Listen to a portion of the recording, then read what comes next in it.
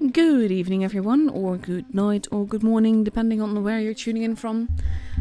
Today I'm going to bring you another Twister Ascent ticketed tournament stream, and it's going to be day 8 of the Ascent Tournaments, and I'm going to be following Primal on the NA server. It is very late or very early here, depending on how you look at it, and we don't have any gameplays for another about 40 minutes.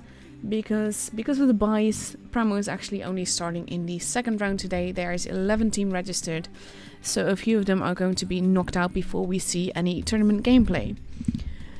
All the same, I hope you guys will enjoy the stream. I'll be showing you some replays soon so that you can actually just enjoy seeing something of the game. And then we're going to have some fun matches with Primal, no doubt. So I'm going to take away the preview. This is basically the chart that we have tonight. 11 teams, straight rain endgame, which is not the EU endgame but a different one. We have Chrono, we have we have the other rain, we have, well, it's actually first the other rain and then rain, but yeah. We have Pincer, we have Scammo, we have Von, we have Primal, and we have Purple. So the standing as it is, let me just call that up for you because I actually sort of mapped it out a little bit, only now my laptop is a bit slow because I'm just doing the whole tournament stuff and it confuses my laptop. We have Primal in the lead with 6,359 tickets, followed by Rain with 5,465,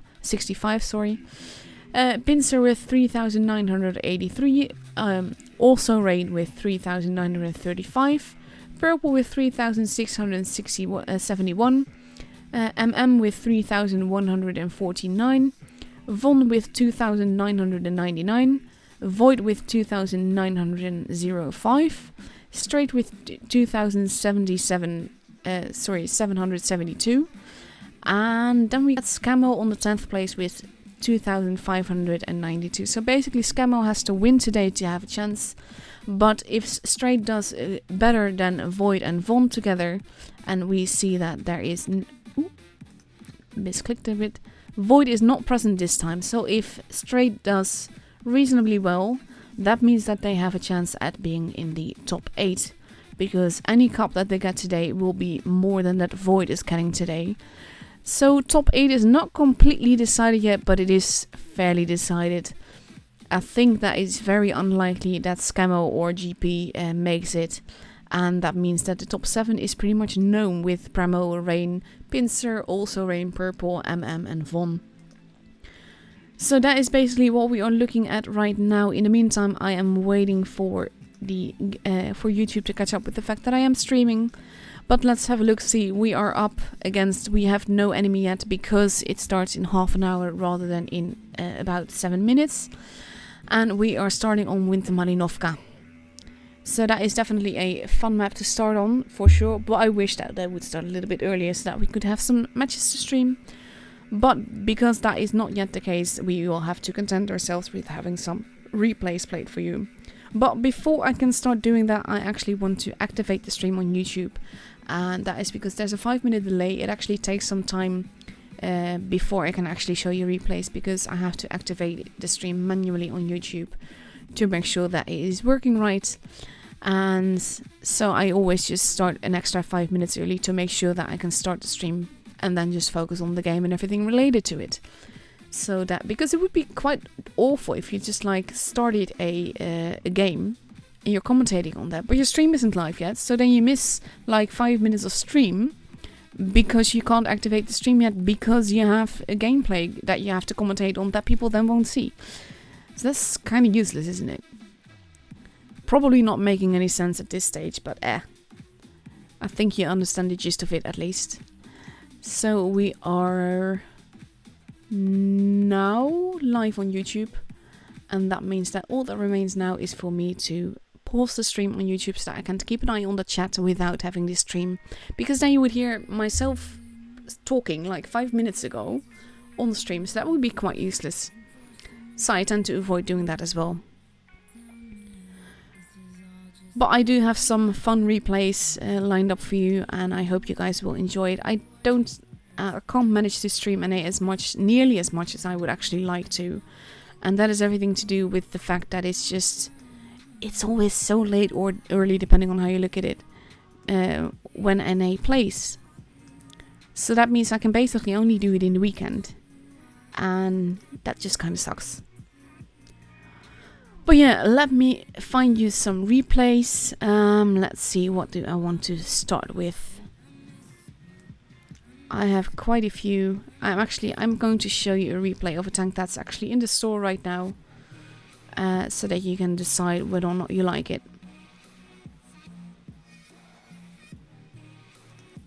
And here we go. The Object 252U. It's actually a tank that I quite like. It is very, very troll. It has very troll armor, but it also has a very troll gun. So doing good in this tank is not really a given. God Killer with the special spelling. They want to go to different sides. And Losco's just like, let's just kill the fast tanks. And I think that's a good call. If their own fast tanks wait a little bit for the rest of them to arrive, because that would generally help things. He's looking around a lot. That camo does look really good on that tank though.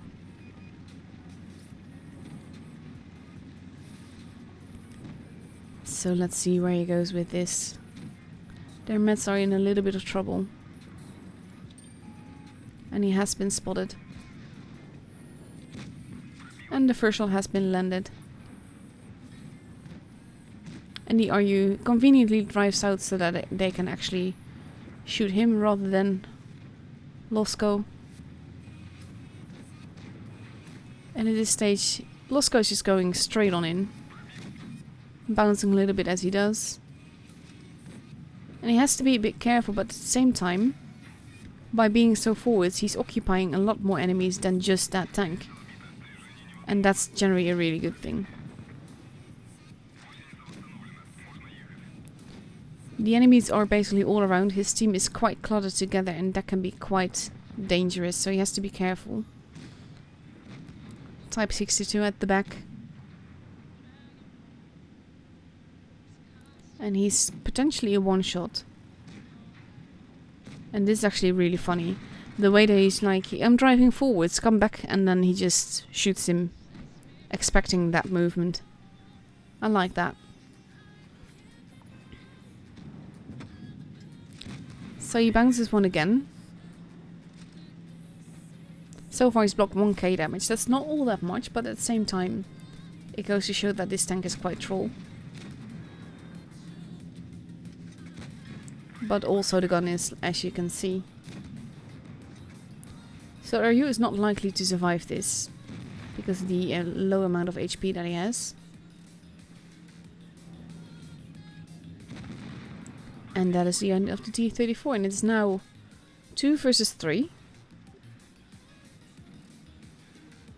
And that's likely going to be a Kolobanov situation, as it just has... that definitely helps the Kolobanov situation, for sure. So now he has to decide what to do. Go after the one or go after the other. The Isu is a very dangerous gun. And that is not the bounce that you were hoping to see, I'm guessing. So he has to play it carefully now. Because you want to kill the Isu without losing more hit points. And he actually bounces. And he bounces that one too, so that definitely helps.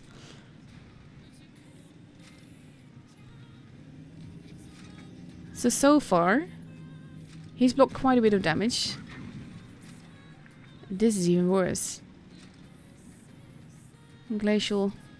Aww, rubbing it in.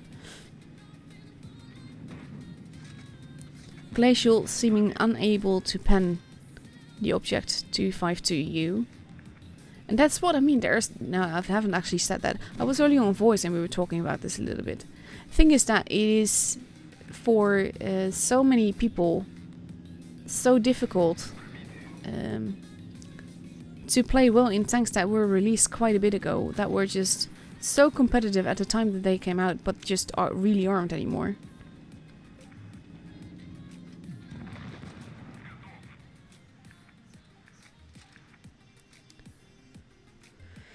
Oof, what a game that was.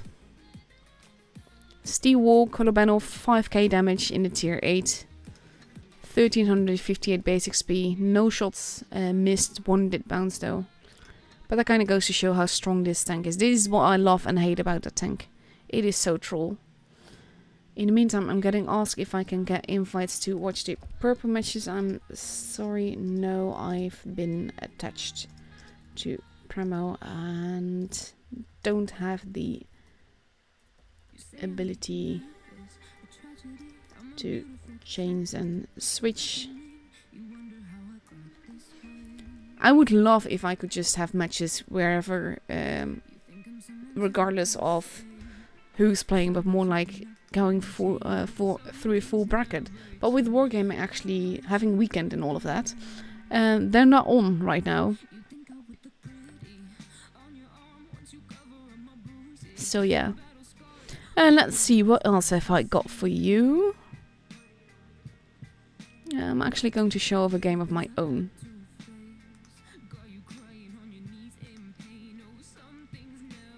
This is a tank that I so absolutely love. It's basically the E5 before they ruined it. And I know a lot of people see it as a buff what happened to the E5 with removing the cupola and all of that. But the thing is that it took away the uniqueness of the tank. It took away the fun of the tank. And I'm just not a fan of that. I love the fact that you had to think outside of the box to play this. This is actually the first game with Nuno in a while. So that explains these reactions. Nuno is one of my perfect teammates. We sync up so well. And that's also why I am showing you these games. Because it has everything to do with this tune rather than just this tank. This guy wants to go camp. I'm all against that. But he'll do it anyway. But he is blocking me a little bit. So at this stage, I'm like, okay, let's go to the caves. Nuno is there, but he's not spotting anyone. So I'm just like, okay, then I'm not going to go to the caves. I'm going to go towards the middle instead. And even though this game actually started quite badly, I promise you it will get better. There's a Jäger there, I can't shoot him. There's a grill there. And though I can shoot him, I don't. So I just need to be a little bit careful here. But I'm in a lovely position here. My cupola is on the other side. It's actually very easy to troll with the cupola. And with the grill now getting a shot, I decide to be a bit more forwards, even though we don't know where all the enemies are. And I decide to shoot the gun and just do no damage, because that is very useful as well. So with him turning around, I'm actually like, oh, I can get another shot in, but then I just shoot the ground instead. So that's like 3 shots completely ruined, completely useless.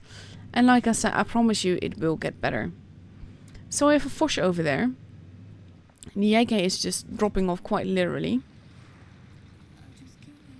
So I decide to see what I can do with or about the Foch instead. I take my time to aim. I make sure that I'm standing still when I shoot, and we just double tap him quite nicely. And then Nuno gets another nice shot in and I don't. But I go in because he kind of just needs to die. He's the biggest threat to us right now, especially considering he is spotting us. I let him miss me by using the rock, and then we double tap him and I kill him.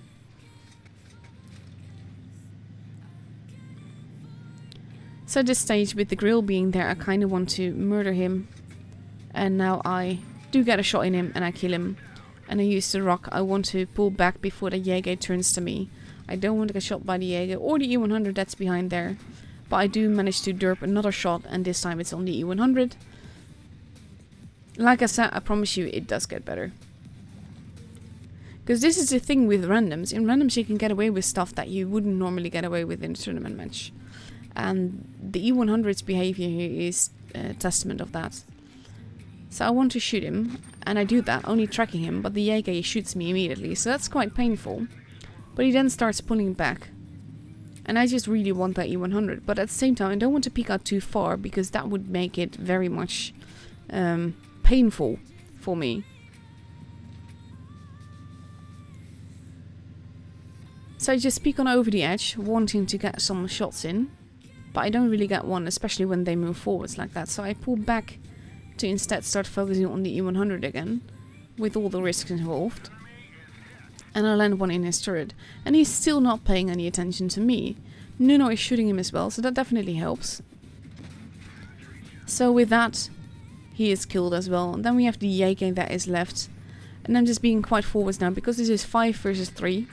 And at this stage I have a Nuno that is watching over me. We have an IS-8 that is over there. And I decide to take a hit to get the kill. Means I only have 500 HP left, but 5 versus 2, that should be doable.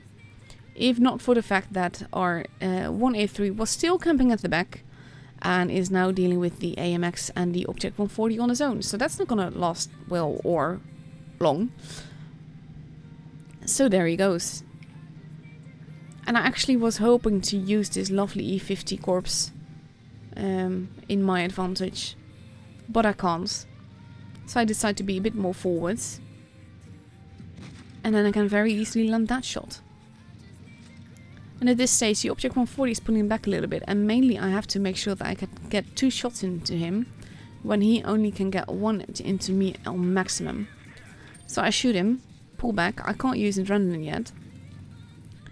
And then I decide, okay, now there's no chance that he can reload before I can, so I shoot him and I kill him. And I'm doing 3.6k damage, which isn't epic, but it was a lovely little game, and I love that. I mean, look at it, this is like a team carry. Again, not epic or anything, but for me, I love games like this, where it just flows and it works together, and you sync up with your teammate and you just manage to do it. So that is the second game that I have to show you. We still have quite a bit of time before we get a room invite. Hello everyone that's watching. I see a sorry, I can't pronounce it. I'm gonna call you Lucas. I see a Lucas there. Professor Snape is there. Kantemirovskaya is there. Stinky Point, hello everyone. And everyone else that is watching, of course. So let's see what else I have for you. I do have another really funny match, but I did show that this afternoon as well. So let's see what I can show you. I want to show you matches that I haven't really overshown before. I have shown most replays now, but that has everything to do with the fact that with these half hours I kind of go through my replays quite quickly.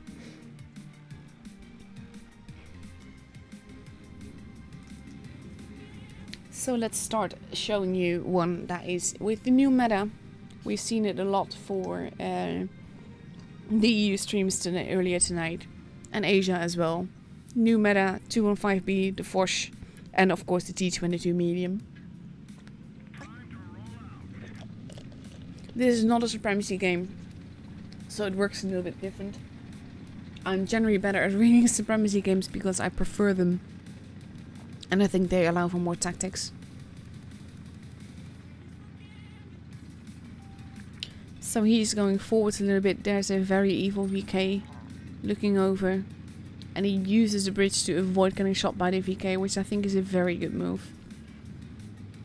VK looking at him, E4 looking at him, Tortoise looking but bouncing, but Castilla does not. But he just has to play it carefully, because with so many players there, they could have easily rushed him, only they don't. So now the VK is giving him the evil eye. And this is something I never understand. Zooming out and then shooting. Especially in a split second, because it actually throws your aim off. So you have to be careful with that kind of stuff. That's generally not something I prefer to do. That's one of the reasons that I sniper mode so much. Because it kind of means that my shot will always go in.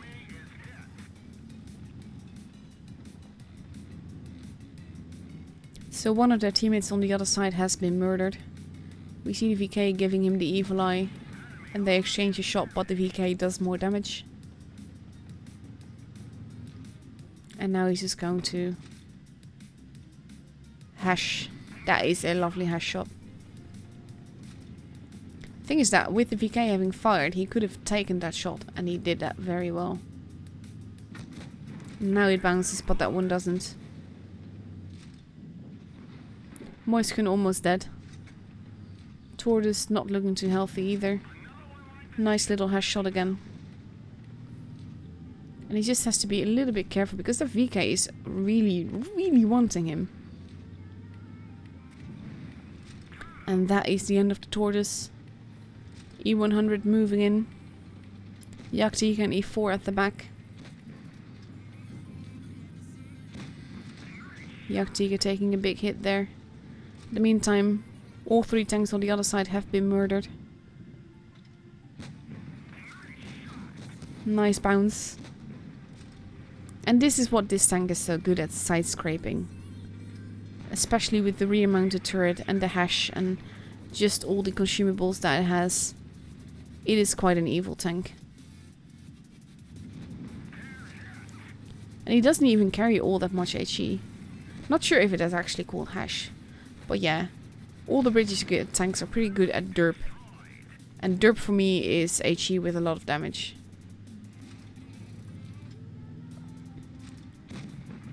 And there we go. And it is 3 versus 2.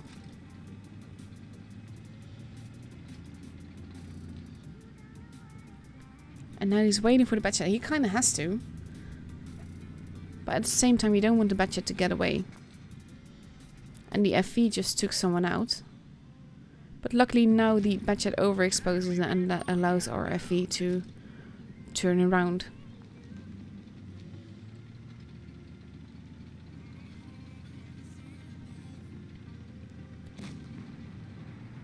As Foch gets a shot in.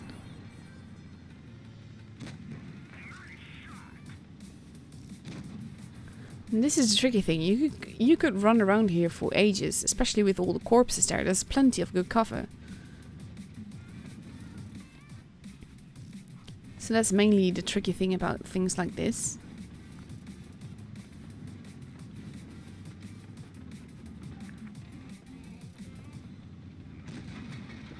Nice little bounce. Thing is that with 8 seconds he will have the speed boost back. Ooh, that tracking shot only though.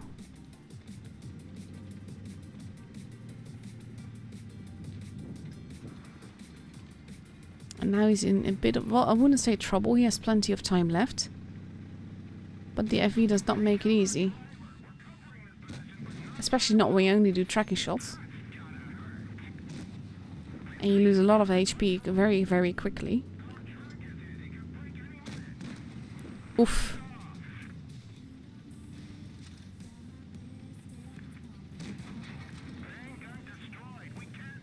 And now he can't actually shoot him.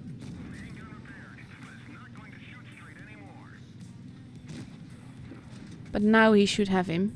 And with the last AP shell that he has, he blows off the turret. 6 kills, lots and lots of damage. 6.2k. Nice steel wall. 23 shots fired, all hit, though not all did pen. And it, well, couldn't have been a RAS, but yeah, it was close. 1620 base XP, very nicely done. These are the kind of games that I quite enjoy as well. So let's see, what else have I got for you?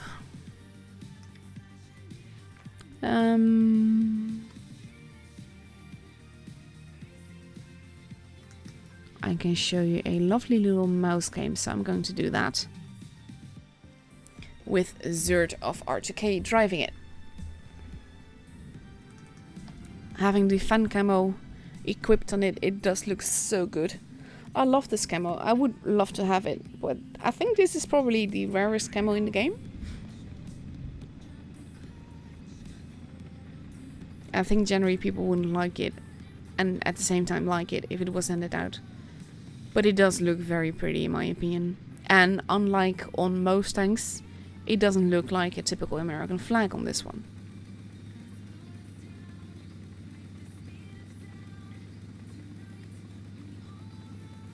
So you have Stuart heading more towards the middle.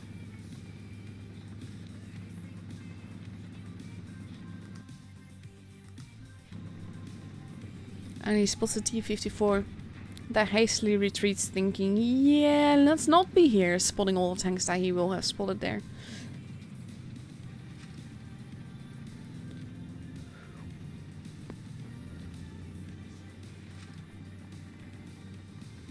And we see an IS-4 coming up. And at this stage, Zerd is over-angling a little bit, trying to not necessarily get away, but get into a good defensive position. And he does actually take a hit there, but he delivers a second hit himself, so it's not that bad in exchange. The FE falling down, E50M on the other side having very low HP. And at this stage she's using APCR and still gets a hit in. And bounces one in turn, so that's all the more lovely.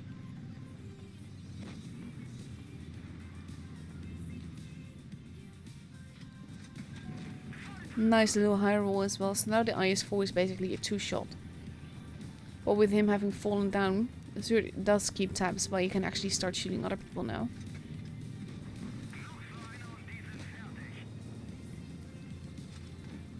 And he kind of has to be careful, because you want to get the shots in and you want to help your team, and at the same time you don't want to get shot. So he shoots the Ascent, pulls back, does take damage there.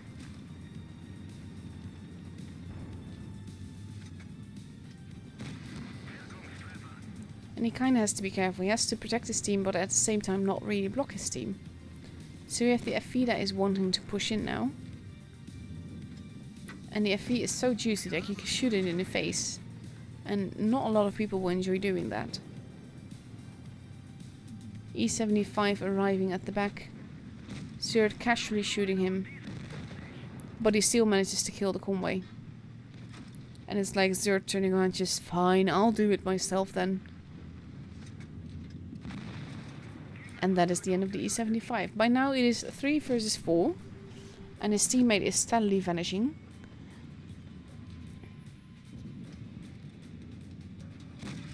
Nice little cheeky shot in the side there. We have one Leo at the back that is not really making all that much of an effort. It appears to be a part of this battle. That is a high roll, that definitely helps. Leo gets shot immediately. Probably doesn't want to be there anymore. E50M can't be shot yet, but Zerd knows that he will likely get shot going here. But he kinda has to make the sacrifice to take the gun out of the equation. So at 5.6k damage, the Leo is still getting shot at. And Zerd is pushing in to deal with the Ascent. Getting a few bounces now. And the Ascent is almost dead. And the Leo manages to finish him off. And Zerd casually looks on the other side, shoots the E50M and finishes him off. Ending with 6.3k damage and 4 kills, but not enough time to drop down from the bridge. I like that he actually got a scout medal. Spotting 5 vehicles in a mouse, that is not a light feat, to be fair. 1565 base XP. Lovely little game. So we are at 18, that means that I can show you one more replay, probably, before we have to focus on waiting for the room. So let's have a look, see what else I can show you.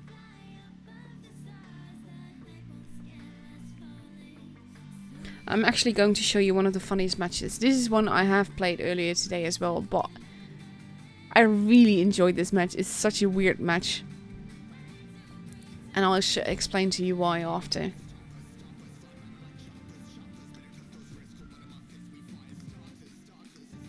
So I'm driving my lovely toxic looking AMX 30B. I love this camo on it. It makes it look funny. I like that it's not all that serious anymore. And I quite like having this tank. So I agree with the T57 Heavy. I want to go to D on this map. For multiple reasons. We have one met more, so we technically should have the stronger team there. And should be there faster. I am not French, so I don't reply to that. But when this guy says that he's Dutch, I agree, because that is what I am. Base C is now being capped. And I drive back a little bit, hoping to actually spot someone into C so that I can shoot them. But I don't yet. So there we go. I kept the base. And then with them having 3 TDs, you know that there's going to be people here. So I'm actually going quite aggressively over to spot. Not necessarily to shoot, but just to spot. I do try to shoot the T-57 Heavy, but I don't. I do take a little bit of a hit for that. And I did spot the E4, which is like steadily getting obliterated. And he now only has 34 HP left. And that is my first kill. I do take a hit from the AK there. So I know that I'm losing quite a bit of HP and not doing all that much in turn. Because I've done a grand total of 34 damage so far. But that is now up with 400. So that's a little less bad.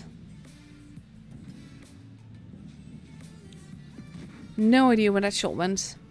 But now the T-57 Heavy only has 14 HP left. And I take a chance to peek on over, bounce a shot. So I can finish him off. With the E5 there, we know where the Jaeger is. We are still missing some big guns. And one of those big guns hit me. And look at that, what happens with the Object 268 then. He is standing there, he gets tracked, he gets lost and losing a lot of HP. I shoot him, but my shot actually bounces. And at this stage with 138 HP, I kind of just not want to peek up anymore. Because I can't really afford to lose any more HP. I look around to see who is here. Trying to decide what I want to do. Because I don't really want to be here anymore. E5 is now gone. I spot the Jaeger, I shoot, I hit the ground, which is very useless. And I hesitate to go over because I know the Object 268 is there somewhere. At the same time he dropped off. So with that in mind I go over and he is actually back up there. He misses me, so I'm lucky with that. But we have the T-62A that is now chasing me, as you can see on the minimap. It's coming after me, wanting to shoot me in the rear. So I go here, up the ramp, hoping that my team will actually help me. I call for help, I get a shot in, and he gets absolutely obliterated. So at this stage I do take the time to thank my team for that, because they saved my bum. So I go up to face off against the IS-4, shoot the ground again, which is very, very useful. And I go the other way. He misses me there, which is very lucky for me. And that leads me to peek out and shoot him, but I actually track him, which is very useless again. Like I said, this is a game where I performed both really well and really badly. There's only one guy left now though. So when he comes over here, I decide to, I can just shoot him. But I bounce and he kills me. And that is the end of that. But moments later, he follows suit. And he gets blown up as well. So that is the end of the game. I did a grand total of 796 damage. But here's the thing. With that much damage, which is actually rounded down to 793 somehow, my ratings went up with 44 points. And it's like, how did that happen? Nothing too fancy here. What happened? And then I looked at this and I saw that I got 4.684 spotting damage. And that just really cracked me up. I had so many bad shots. I really didn't have a great game. But in a way, this is what I like about the game. It's not always about the damage. It's not always about the whole... about getting the kills and all of that. It just doesn't work like that. So that's actually a game that I quite enjoyed. I hope you guys found it at least a little bit funny. And I don't mind showing off that I have games where I do very little, but in the end, at least I was still effective, so I didn't mind it that much. Even though I barely did anything damage-wise. So now we are just waiting for the room invite. Let's have a look, see what the stance is with the tournament. A room invite should be up in about 3 minutes. Also, Rain, Chrono and Von have been knocked out, so that is interesting for sure. Because Straight still has a chance. They haven't really faced anyone yet, so they're up against Purple. Well, if Straight does well this evening, they could potentially go to the top 8. And Von, they did get points. But like I said, the old one out here is what did I call them? It is Void that we are missing. And because Void isn't here, they might miss the top 8, depending on what Straight does. And potentially what Scamo does, but that is a little less likely. Because they would have to end quite high in order to make it happen. And Straight and Void don't have all that much difference. Actually, considering that Void isn't even here, I think that Straight is going to kick Void out of the top 8 here. That's definitely something. Because Straight currently has 2,772 cups. Void has 2,905. But if I look at, and I need to grab the page for that, the Ascent Tournament that lists the prizes. At this stage, when you end in the top 8, which is where it's going to end, you get 700 cups thereabouts. And even if you were 9th or to 16, you get 600 cups. That means that actually that no, Void is getting kicked out by Straight, simply because Straight is here and Void is not. That is a tricky thing. So the room invite should be up shortly, and then we actually get some quality gameplay for you guys, for you to enjoy. Let's see if we have an opponent yet, because we didn't have that. Primal. And there's the room. We will know that here. We're going up against MM. Okay.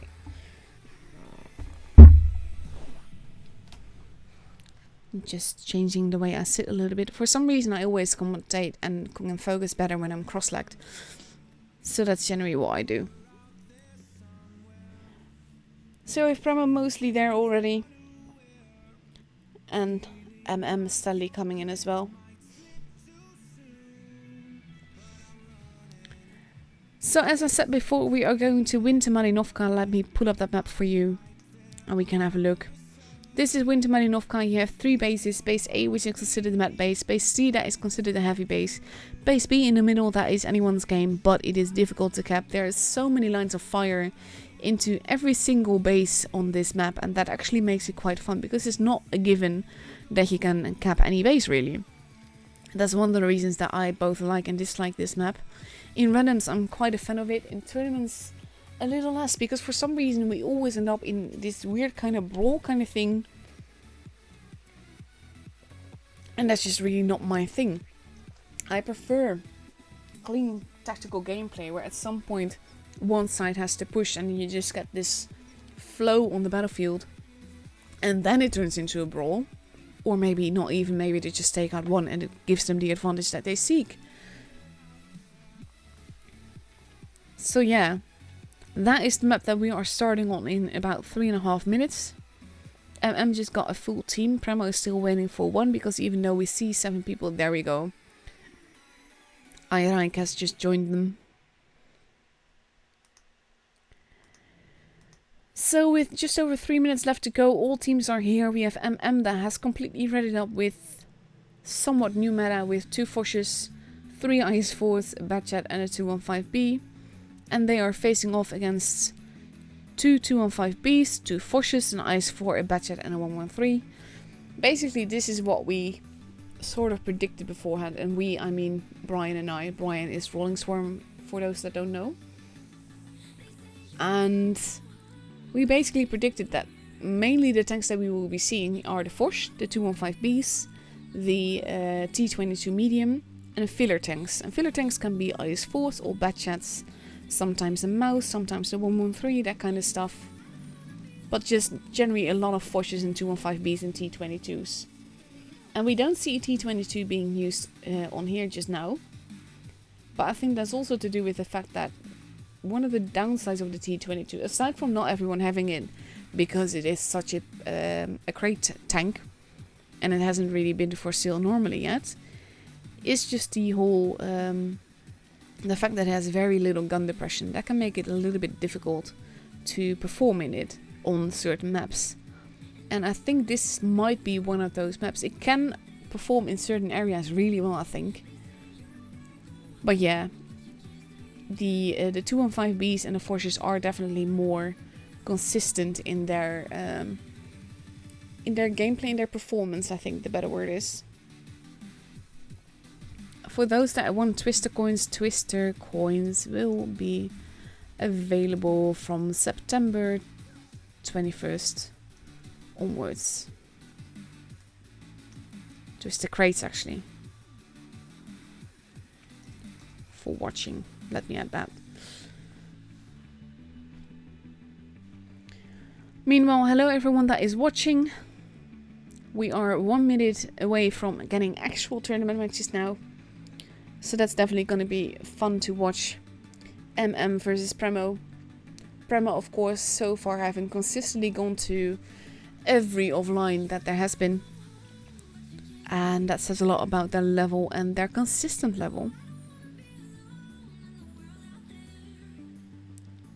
So 40 seconds left, everyone is ready. I am kind of worried to see that many IS-4s, because even though the IS-4s are still a very great tank, it is not really not really that competitive anymore for the tournament scene, I should add. It works, but there are other tanks that currently work better.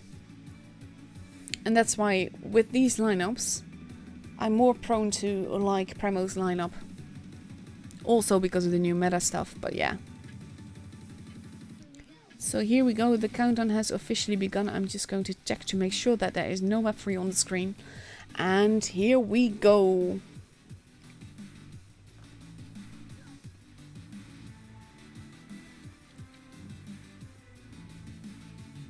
So let's see what they do on this map, where they go.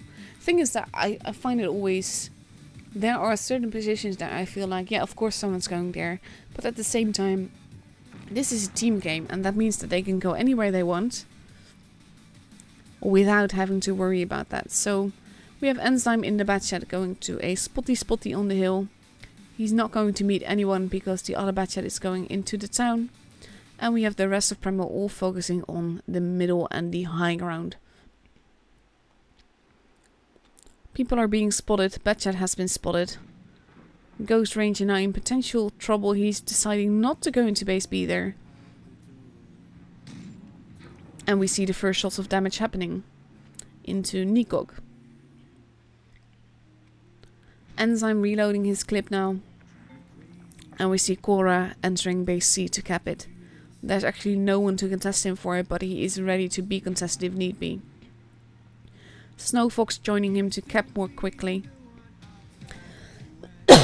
Sorry. And that will give Primo the point advantage and the base advantage. So we have Enzyme still there. And we're going to take you over there because we have a bit of a stalemate in the city.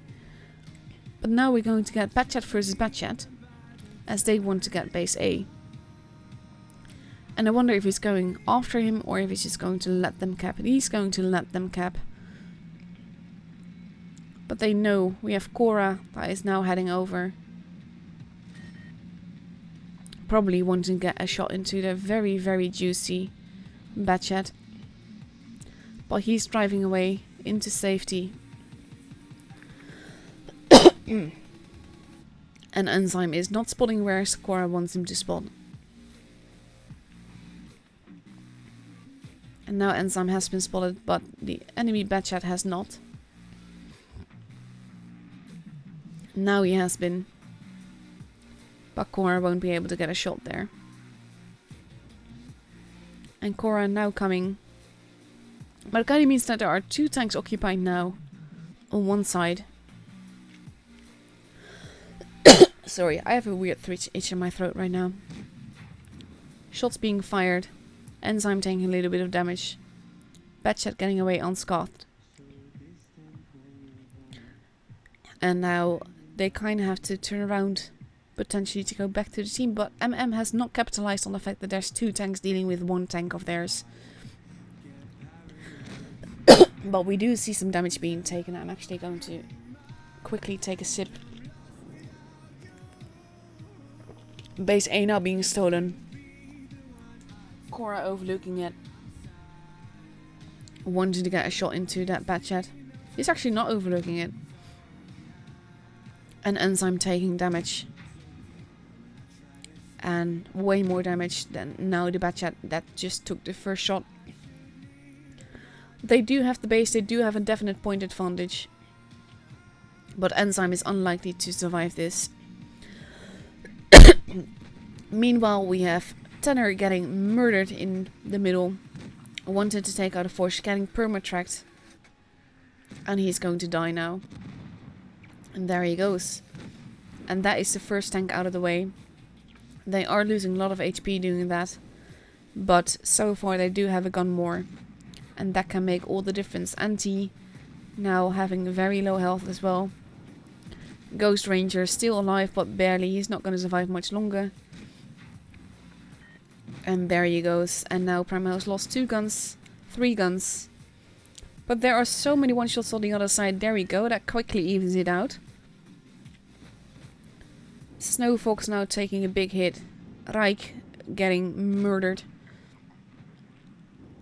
And Samuel trying to save Reich and getting a shot for it in the back.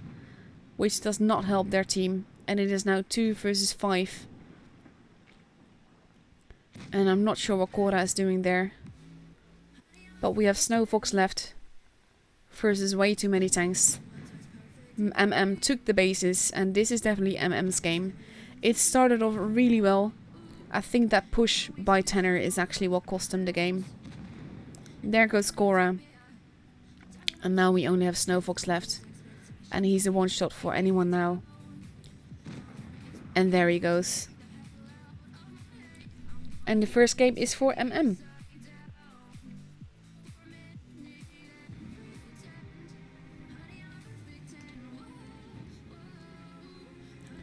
And I think it's just because, yeah, Cora, that was just running around so much. Wanting to help the Batchat, but then going away when the Batchat went in. And basically that was Enzyme being sacrificed. And then Tenor pushing in too aggressively, getting perma-tracked. That definitely didn't help him. And that basically got him murdered. So now we have MM on the other side taking a T22 medium, an E3, a mouse, 2 IS forwards, an STB and a T62A. So that's a different kind of new meta. No Foches this time. Only the T22. And they are up against an STB, a 215B, 2 Foches, and 3 T22 mediums. So this is going to be interesting to see. This is like complete. This is literally, aside from the STB filler tank, it's new meta. So I kind of am curious what they're gonna do with this, because after this, now the pressure's on Primo, because they have to win the next 2 matches in order to go through to the next stage, whereas MM only has to win 1 of those matches.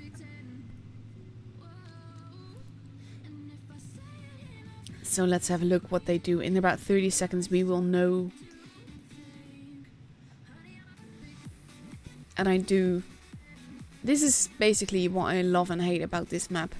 It invites this kind of gameplay, and the gameplay is definitely not bad, but it's a bit chaotic. So I wonder what they will do now, if they will stick closer together and stick more to one side. Because the countdown clock has started, and here we go.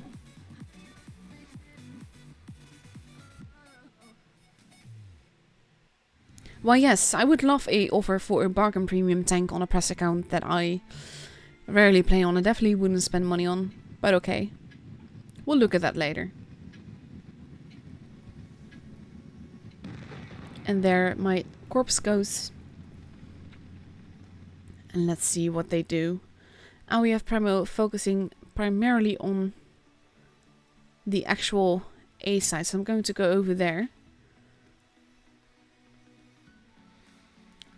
Because people are being spotted. They will know that all of them are there. And we see that the heavies are sort of indecisive where they want to go on MM's side. And we see the first damage being done. First bounce is happening. Lovely line of fire for the T22s. Oof, massive focus fire as well. And that costs quite a bit of HP. But now the STB might have to be a little bit careful. We see more crossfire going on. The Mets are being punished. But now Ghost Ranger is in a little bit of trouble. Because that's the thing now. Knowing that there are so many tanks of Primal on one side, it actually is at a disadvantage too. Because it means that the other side is less strong. Now the STB takes a big hit there from the Foch. And he's probably going to try and get another hit in. Because, well, it's an STB versus a Foch. And there he goes, 800 damage. The STB is almost gone. But MM is capping 2 bases, so they need to be careful. We have an IS-4 that is now being dealt with by 3 T-22s and an STB at the back. And then he gets Foshed in the rear. So that is Cora taking revenge for last match. We have a Mouse going in. And he is losing a lot of HP quite quickly as well.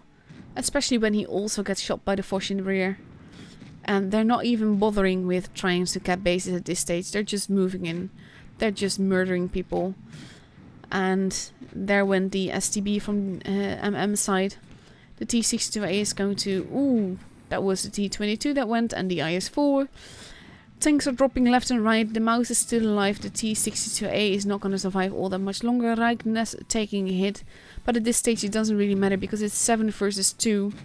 And one of them is a very... Ooh, that was just deletion. Okay. And it is a 7-0 victory for Primal. That is quite different from the last game that we saw. Look at the difference in damage. That's nearly triple the damage on Primal's side than what MM did. And I think that position with the T-22s at the bottom of the map basically... Just sort of hold downing and just getting all those shots into those mats that were like, oh god, we need to get out of here. And then still getting shot. That was just lovely. So now we get a tiebreaker. And for the tiebreaker we are going to Castilla. Castilla looks like this. You have 3 bases. Base A, which is considered the mat base. Base C, that is considered a heavy base. Base B, the is the I'm here, please shoot me base. Because there are so many lines of fire into that base.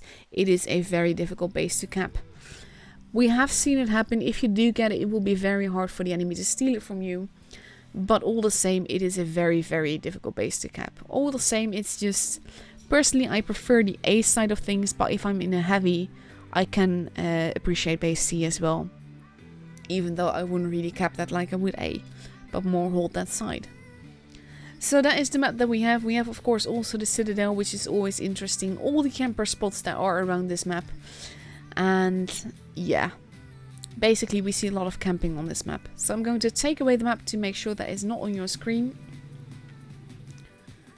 And we have MM that has readied up in 2 Foches, 2 IS-4s, 2 E50Ms and a Batchat. And they're going off against an STB, an IS-4, 2 Foches, 2 Batchats and a 215B. So with 50 seconds left, we are almost ready to go into the match for the tiebreaker that decides who goes through to the semi-finals.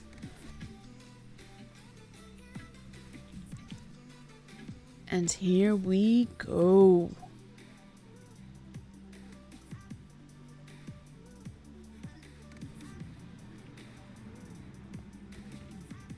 Very little unity in avatars these days.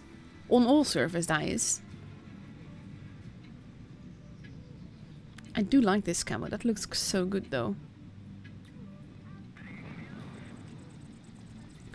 And unlike what you would expect, the Batchats are actually not going to go to base A by the looks of it, but more towards the middle. Pushed up a little bit by the Foch. Cora going to in support with them. We have a Batchat on the other side climbing the hill, wanting to get some spots in. We see the STB heading towards the Citadel. Going up the ramp. The 215B and the IS-4 arriving. The Batchats capping base B together, which is very cheeky. But they might get away. Ooh, they might not get away with it. That was a blind shot. But a blind shot just is very tricky. And we see that the Batchat loses a little bit of HP, but base B has been capped. Ooh, but that is not damage that you want to lose. But they get away with it and they retreat. And we have the 215B heading up the Citadel. And we see some HP steadily being eaten away in multiple places. Reich just took a massive hit from one of the Foches though. And he kind of not wants to be there anymore. Reich just took another hit from the Foch. And now he's not necessarily low on HP. But he can take a lot less risk now. But Primal has a slight disadvantage in points, and that's everything to do with that they cap base B a little bit later. Ghost Ranger has been spotted. And we see some random shots happening. Overall, HP wise, it is very close, but there's more people that have been hurt on MM's side than on the other side. We have Fox in the Batchat at the rear. Cora now repositioning himself to help. With of course the Batchat on top of the hill there. If he gets spotted, he might be just absolutely vaporized. But it hasn't happened yet. But at this point, Primal kind of needs to make a move. I find it funny that the Batchat has not spotted. Now Cora has been spotted. And he pulls back, but they know that there will be someone there that is spotting. And he's actually shooting the bush, which makes total sense. Ooh, and he has been spotted, and they are getting that base. They are getting that base. And the Batchat just almost got deleted for it. And because he was not standing in the bush, that actually worked in their advantage so well. Very cheeky cap here. Loved it. So in the meantime, we have a bit of an impasse happening here.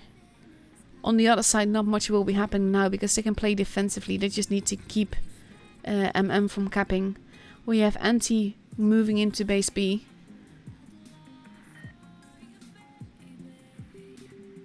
Yeah, they kind of need to hold that. Samuel immediately moving in. Reich shooting, resetting the cap. STB resetting the cap as well. And now the Foch is arriving for the big fireworks. And he does that. He delivers. And MM is losing a lot of hit points trying to cap that base. And look at the position of the Foch. That was a bounce though. But all the same, they can just smash that. Cora moving in. Taking another big hit into Anti. Taking a hit in turn as well. But overall, people are losing HP quite a bit. And now Cora is on the drum reload. Tanner is losing HP in the STB. We have the two E50Ms that are moving in. But at this point, Primal has two bases. They have quite a bit more HP. Ooh. There goes Insecticide. And there goes Reich. He survived a lot longer than I thought he would. Samuel being hit from the rear by the E50Ms. And Tanner holding in the STB. Base C now being capped.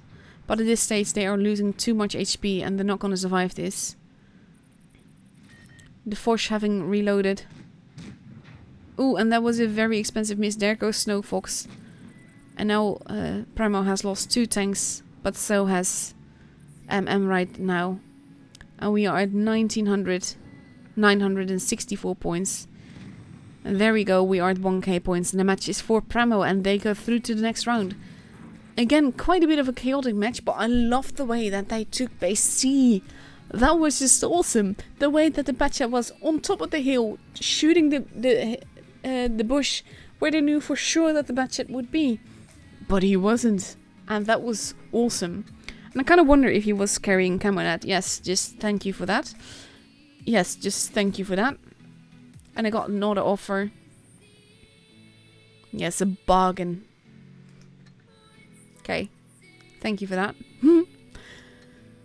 But what a match that was. So let's have a look, see what the stances in the rest of the tournament. Do we know yet who Primal... Ooh, that is Scamo. Who is Primal up against next? Do we know? We do not know yet, but we do know that it is in about 14 minutes. So that means that I can show you one replay And then we get to see what happens next. Let's have a look. What do I have for you? I'm going to show you a Wunderkind map replay.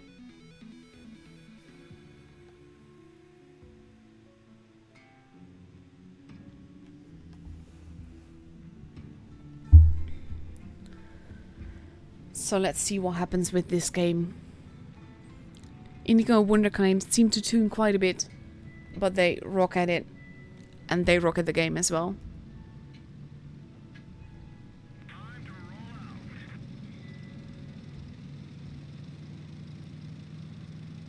So let's see what this will do.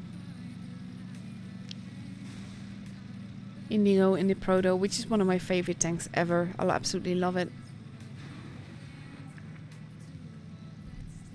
For watching streams from the 21st onwards, you get crates every half hour. You get for every half hour that you watch, you get a Twister Season crate, and it can definitely be worth it because you can get free stuff from it, including an FCM.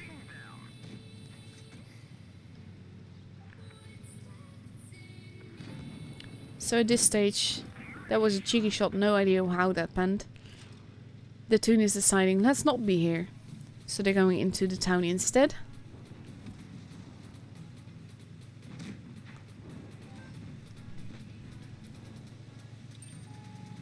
This is why I always sniper mode, but he manages to land that shot, which is quite amazing to be fair. Their team does have a base. And at this stage they just want to shoot that AMX, which they do, and he's nearly gone. Waffle has just been deleted.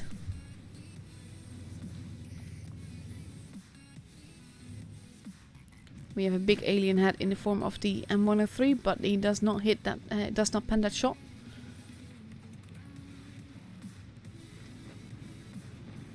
Indigo getting a bit stuck there. And now we just know that T49 just fired, which means that he's basically free game. Because by the time he reloads, he's likely gonna be dead. And he is. So now they decide to go after the T-54 together. Because the thing is, if you attack someone together, it can work out so much better than you would expect. And you'll double the damage, so it will be very difficult for the enemy to kill you instead. So you have a Super Pershing now. It is 5 versus 3, but so far we've seen some very lovely platoon work.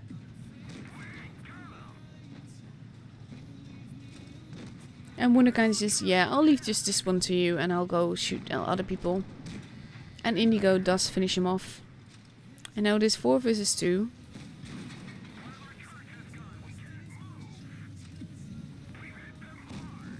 Nice little shooting the rock there. That definitely helps.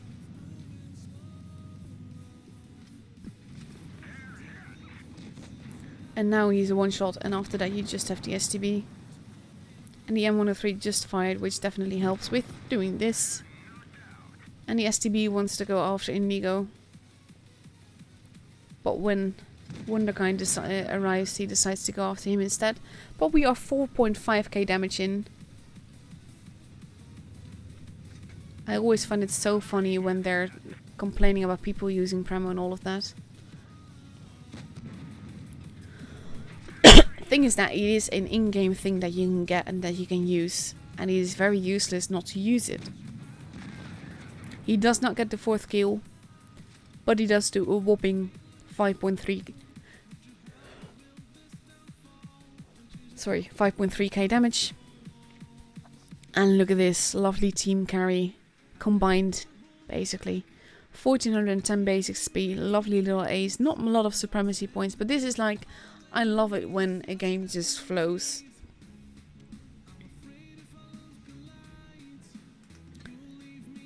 So let's have a look, see when we go to the tournament what the stance is right now. We have Straight that is through. We have GP that is still there. We have Rain and we have Primal. Let's see who is our opponent. Primal versus Straight. And at this stage, the clans that are going through are pretty much known. it can't really differ, it can't really change.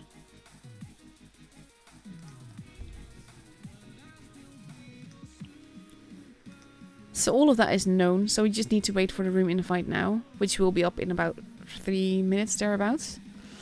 It also means that, let me just have a look. I don't think Scammer will be through.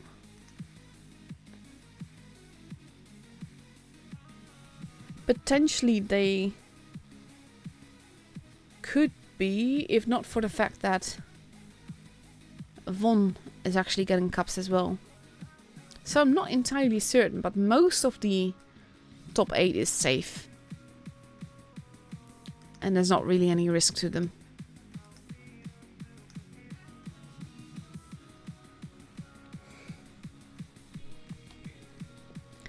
But yeah, that means that is Rain versus GP, and that means that we're probably gonna have a really fun finals. At least that's what I'm hoping for, because on NA, Rain and Primal are definitely my favorites for the teams, and also for the title on the online tournament for the NA server. So it'll be fun to see what they do today, because next week we're going to see a lot of round robin stuff. And we will see a lot of very heavy games, really.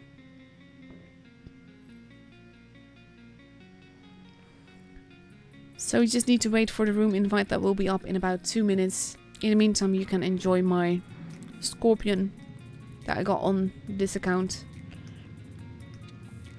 This is the T28 Defender. I actually like the normal one more, even though this does have the fancy engine that shows off electricity when you drive. I mainly got it today because I thought, oh, I'm on this account, so I might as well get it now. This is a press account, it's not my main account, so I don't need to look at what I use and all of that. It does kind of need topping up though, especially in the free XP department and the credit department, because you can't buy a tank with this. Only low tiers, but you know what I mean. So we are just waiting for the room invite to be up. That could be any minute now. Well, actually no, in 2 minutes thereabouts. And then we get to see the semi-finals.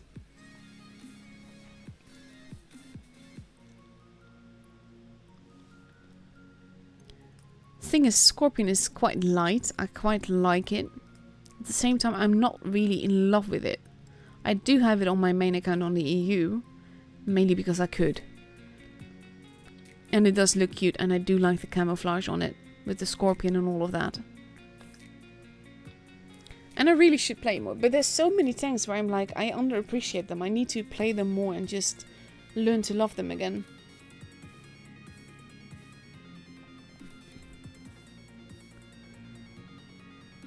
So right now, room invite should be up any minute now. So we're just admiring my Scorpion, but let's actually have a look quickly. We will see soon, but yeah. Wrong one. What maps are we fighting on? Are they maps that I enjoy? It would help if the game actually loaded this. There we go. Alpenstadt and Port Bay. Alpenstadt is one of the more fun maps, in my opinion. And that has mainly to do with the fact that it's not as predictable, there we go, as some of the other maps, because it hasn't been around all that long. So it hasn't been like tried and tried again. And that's something I quite like when I see a tournament match.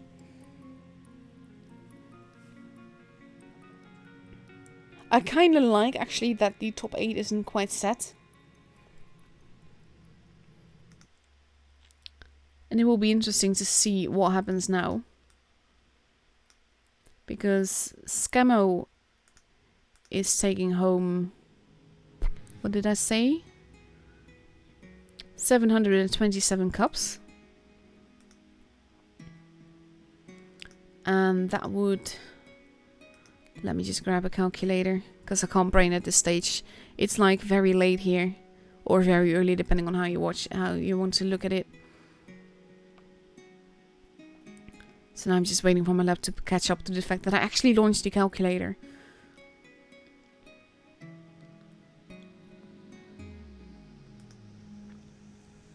we go.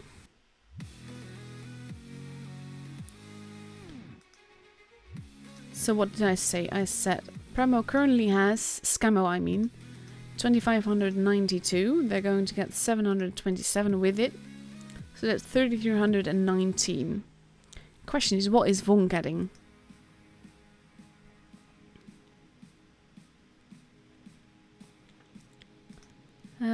Let's see, when did Von get knocked out? We have time for this, so I can look at it now rather than later. Von got knocked out a round earlier. So 3,319, let me just...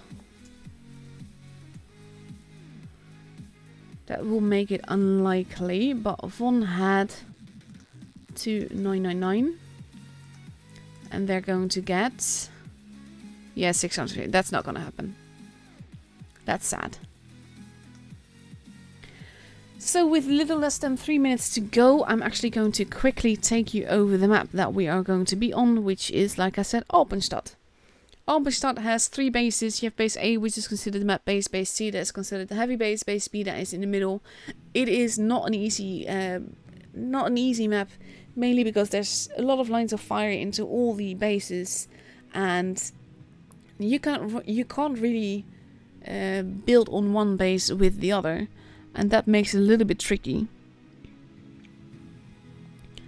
So that is something that I like about this map, because that is the part that makes it not predictable in my opinion. So with that in mind, I'm going to take the map away from you again so that you can't have it on the screen while we actually enter the game. And we see that Primal has completely read it up in 2 Foches, 2 215Bs, an STB, an IS-4 and a Chiefs, an MK6. We don't see that around very often, but it is an amazing tank, so I'm very curious what they will do with it, what role it will perform. We have seen matches before where the Chiefs and MK6 were used and it was mainly ignored and ended up doing tons of damage. And on the other side we have Straight, that is in an E50M, a mouse, 2 IS-4s, and 113 in E3 and a Batchat. So that is a very different lineup, none of the very broken tanks in there right now. So I'm also curious what they will do with that one.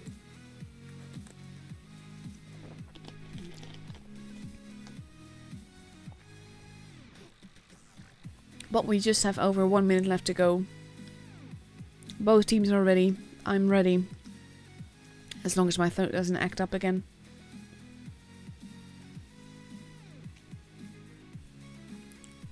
And then we will see what they do with this lineup. I would expect the mouse to go to B and hold there. Because that's mainly the one reason why you would want a mouse here. But we will see how it will hold up versus the onslaught of the new meta that is happening on the other side.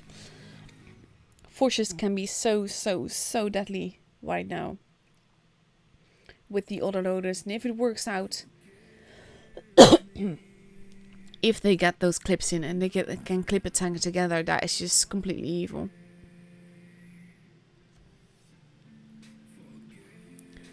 So we are almost entering the countdown clock. That is not a joke that you really want to make though. And here we go. Countdown clock has started.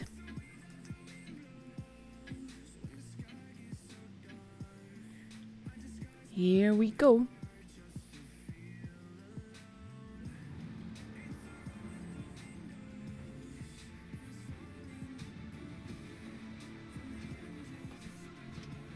And let's see what happens.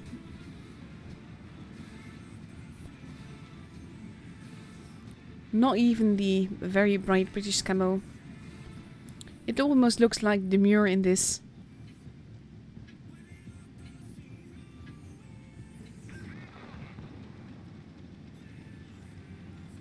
But here we go, people waiting for each other to go to certain places. And let me just go up and away and see what happens. We have Enzyme overlooking areas near C. Reich in a bit more forwards position, probably to spot whoever is going to base C for the Foch. They probably know that someone will arrive there. Primal focusing more on the A side of things. The mouse taking a little bit of damage, going exactly where I thought he would. The 113 arriving. Enzyme retreating now. Going to a different position. Mouse taking more damage, but so did Cora. And base A now being capped and base C being capped.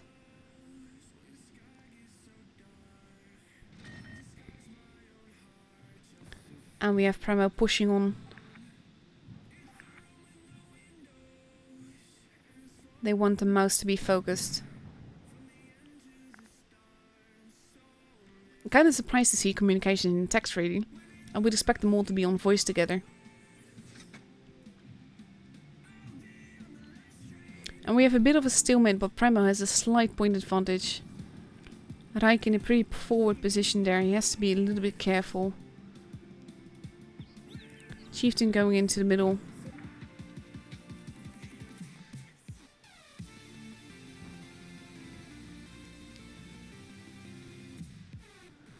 So let's see what they do here.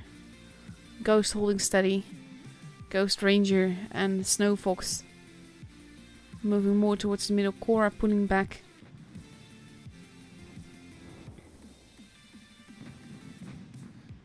Batchat taking a little bit of damage, but not all that much.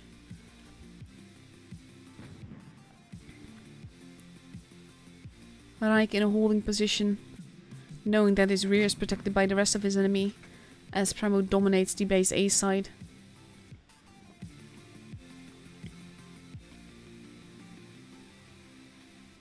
And basically right now, aside from Reich, pretty much no one is spotted. But Reich is in a bit of a precarious position.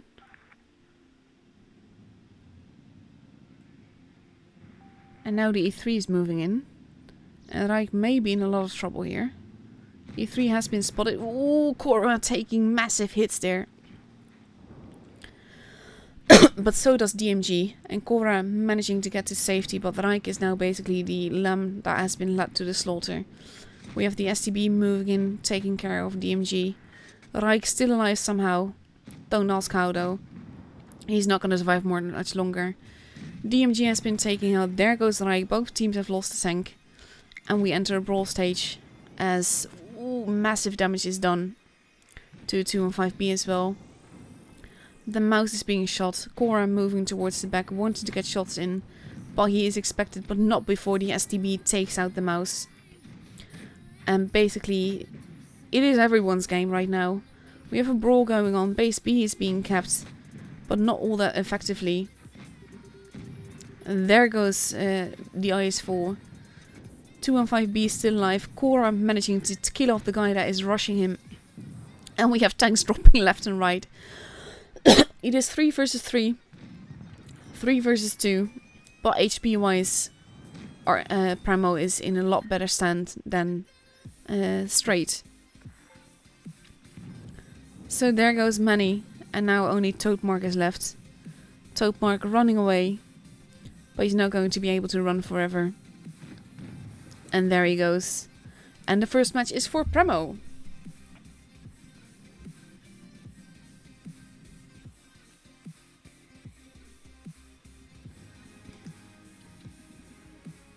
And the thing is, I see some predictions happening in the chat, and they were actually quite apt. Damage-wise, it's not all that far apart. But very lovely games. This is kind of like, it's just kind of slow, and then it builds, and then suddenly, action. And then suddenly it's over, and the side has won. And it could have gone either way, but Primal did really focus fire better than Straight here. So with a minute and a half left to go before we go into the second match, we have Primal already completely ready. And this is definitely an interesting lineup, because we see a Foch, and an E3, and a mouse, E50M, two of them even, and STB, and then the FV405. Sorry, my throat is still itching, I have no idea why, but it is very annoying to me as well.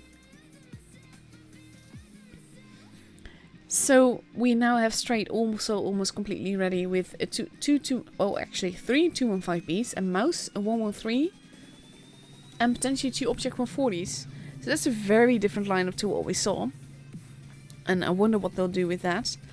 And how that will go when they meet the giant guns of Primal.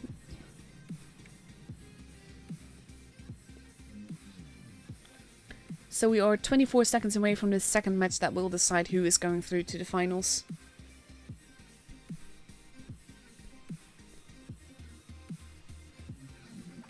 And we are pretty much ready. It would help if they readied up though.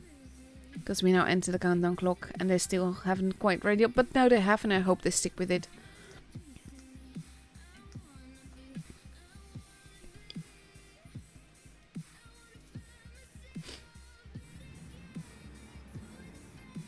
And here we go.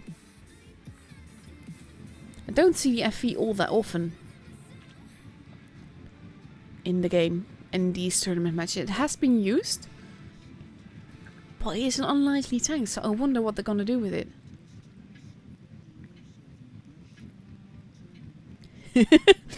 I'm being told to follow Ghost.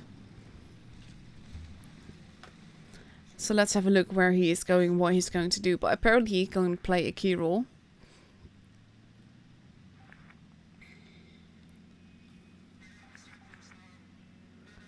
And all of Straight is heading towards base C, except for the mouse.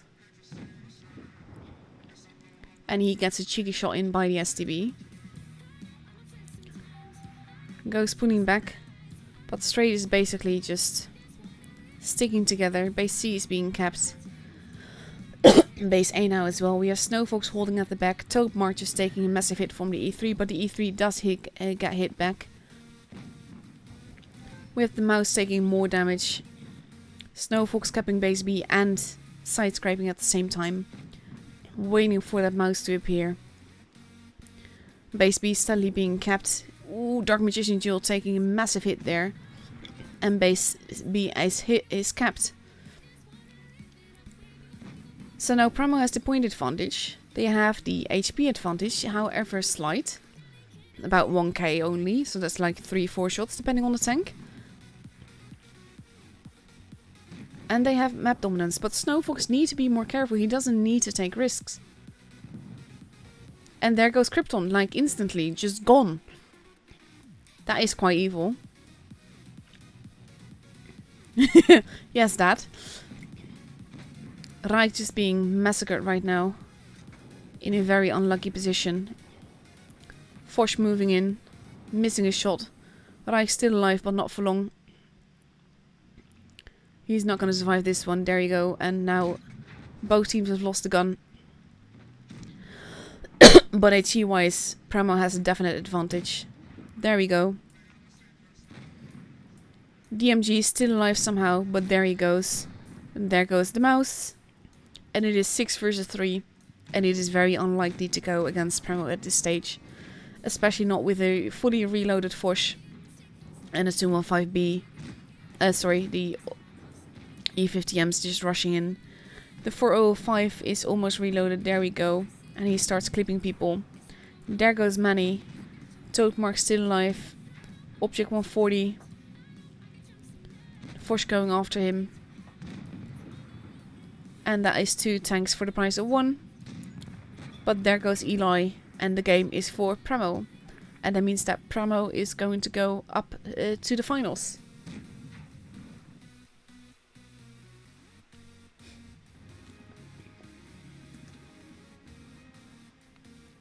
And look at the damage that the E3 did. That is epic. Because, yes, of course, especially in a tournament, it's not about the damage you do. But it kind of shows how effective he was this match.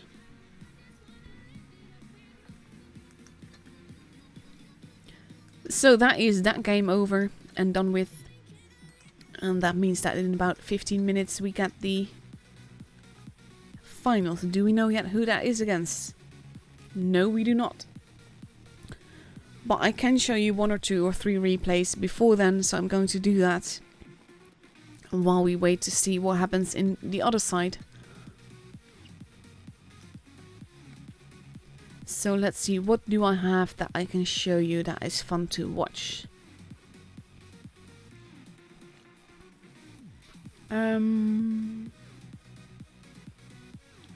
Yeah, let's show you a Batchat game actually.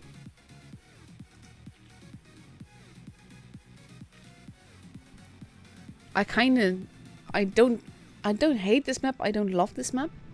It kind of goes both ways, but I do love this tank. This tank is so fun.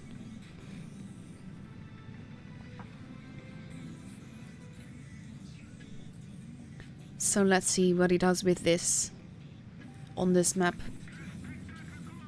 And I would expect a Primal or Rain finals, to be fair. And that would be great fun. And we'll be actually streaming on 2 channels as well. So in that case, we should hope that Rain goes through for the third place. But I don't really expect that, to be fair. So at this stage, the little Batchat is spotting, wanting to get a...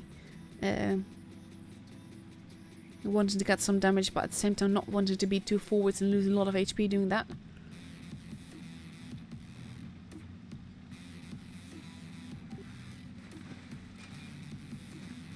And he spots the E100 going over there. And at this stage he's being very, very forwards. But he's getting away with it too, so why not? And as expected, he sees a camper, but it's not the 2D that you would expect, but it's actually a medium that is just camping. And at this stage, when he's actually fired his whole clip, he manages to remain unscathed, and his teammate is steadily arriving, but now we have a Leo that just missed him. And he gets some spalling damage there. Well, not assisted damage, ramming damage for sure. Massive hits to the Leo, but the Batchat does also take quite a bit of damage there himself. And his teammate finishes off the Leo.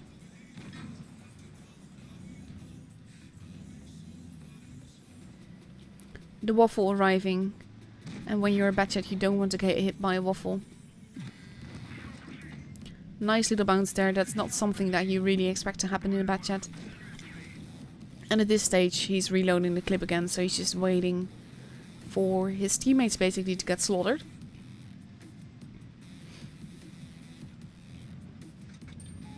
Waffle arriving. Managing to bounce that shot on the Batchat. This is a very lucky Batchat. Bouncing tanks like that. And we are 3.7k damage in. It is 5 versus 3. So going quite well for the Batchat. I like how he's using his teammates.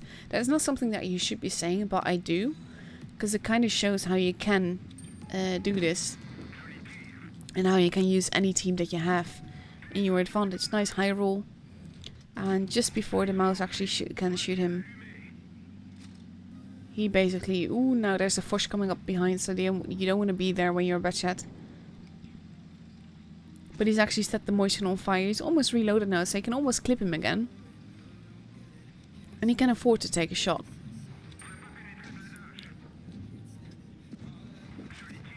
Which is what he does, but it's a very low damage shot. And he kills off the motion. We are 5.5k damage in. He's ignoring the Foch. And going after the E100 instead.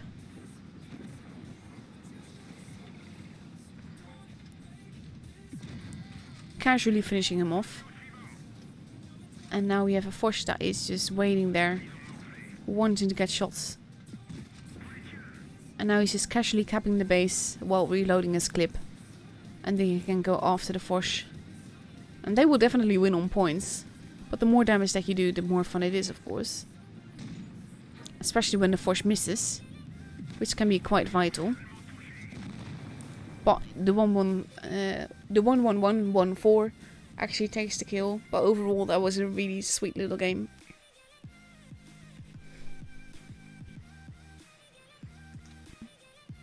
$1,556 base XP. Tiny bit of assisted damage, but not much. Some supremacy points, but not much. Lovely little game. Let's see if we know who's up in the finals yet.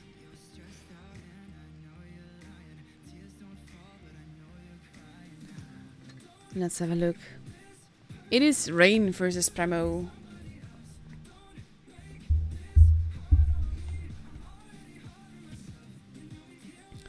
So that means that Straight and GP, but Straight actually managed to get themselves into the top 8 with tonight, so that's actually quite amazing. The thing is that I'm actually chewing some bubblegum mainly to not have my throat itch, but right now it's just not working. I think it's the late hour.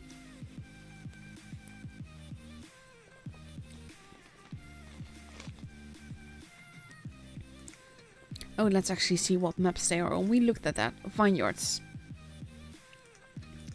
Vineyards and Port Bay in about 15 minutes, so I can show one more replay at least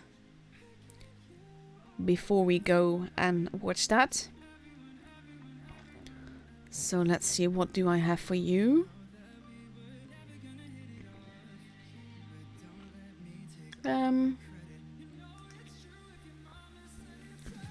Let's show you a replay that I haven't overshowed yet, I think.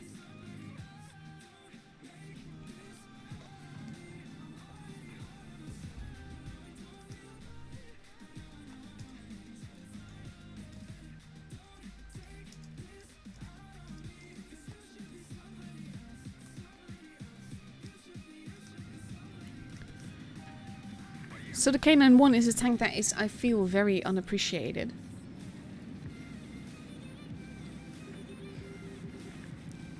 And it is a tank that I have, but I haven't really played it all that much. So I'm kind of curious how this will go, because, well, thing is that it is a tank, because it's an autoloader, it either performs really well or really badly. Depends on who you meet and where you meet them.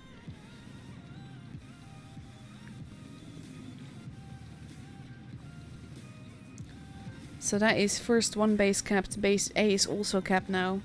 And that means that pretty much all the enemy will be at base B.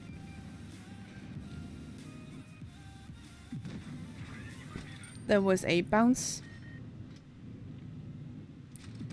That definitely helps with an E50. I'm just peeking out like that. 704. But now he's on a drum reload. And this is basically what I mean with either goes really well or really bad. Because you're ineffective for an X amount of seconds, and that makes it very difficult to perform all that well. This is a shot that I wouldn't have taken. I could have shot the cheeks, and it would have been much more certain that I could actually pen them. But they do kill off the T-34 together though. And Fufu goes into another clip reload.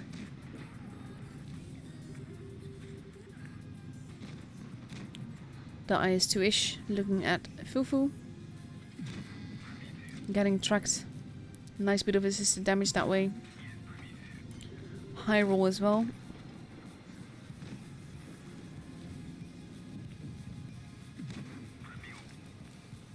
And now he is steadily losing teammates, so he has to be careful. I mean, he's still reloading. You don't want to be the primary target of an Object 704.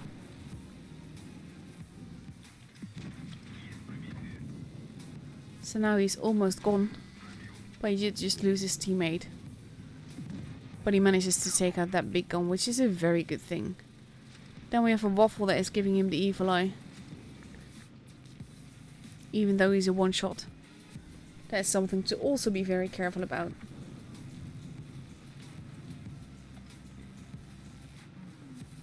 And you can now decide, do you shoot the one that you can see, or do you shoot the one that you know that has to be there somewhere?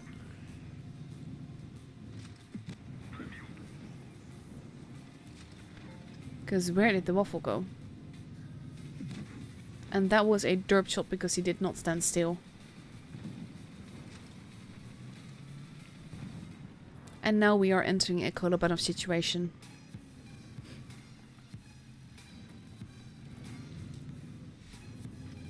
Aim very carefully, Fufu, you have to. There's the Waffle.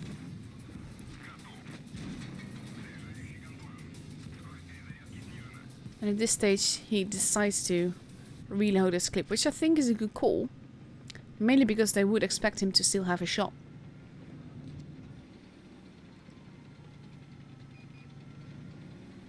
And he kind of decide to either go for the IS-2, which is what he does, even though it will take his clip to finish him off. So now he's on a clip reload again, and there's a VK chasing him around. So that is not something you would generally like.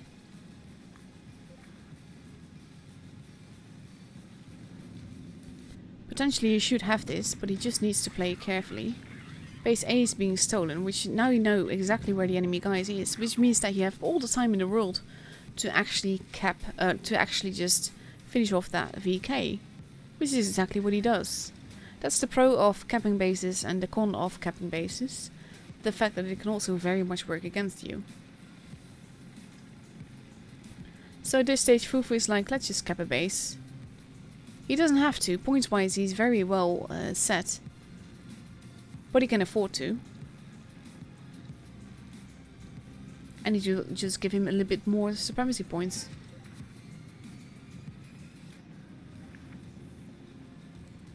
So now we just kind of need to wonder where the last guy is. But at this stage, it is unlikely that he will appear.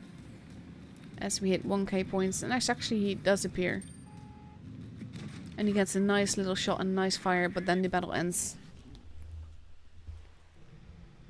And we get to 5,105 damage. That is a lovely game. 1,536 base XP. 407 supremacy points. That is the way you want.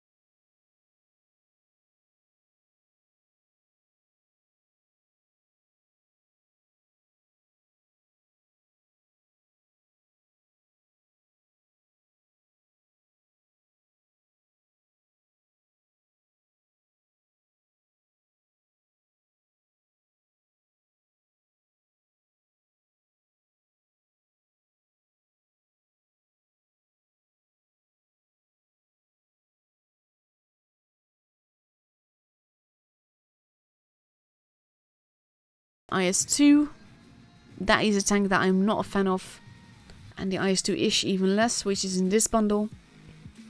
You have the Object 252U. We saw a replay of that a little bit earlier, and that is actually a very fun tank. With a very troll gun and a very troll armor. Which sort of balances it out. But is lovely. Of course you have the Chrysler K, which is also a funny tank. I love the way that it looks, mainly with the camouflage and all of that. But if you're not a big fan of rear mounted turret, definitely don't get it, because it will be difficult. And we have the IS-3 Defender and the T-28 Defender. Like I said, T-28, I prefer the T-28 prototype to the Defender version of it. And the IS-3 Defender is just not competitive anymore. So for me, there's very little in the store right now. I'm like, yeah, I want that. And I don't have it yet. I'm actually quickly going to look if I have the little light tank. Yes, I do. I mean, just look at it. It's so small. It's so cute. And I actually have this really cool camo on it on the EU server that is not available right now. But it's just really funny to drive because it has quite a few shells in the clip. And even though they don't do that much damage on their own, they do a lot of damage together, and the clip reload isn't that bad either. I really enjoy this tank. But yeah, again, a very steep price, so you have to decide whether or not you think it's worth it. But that is up to you.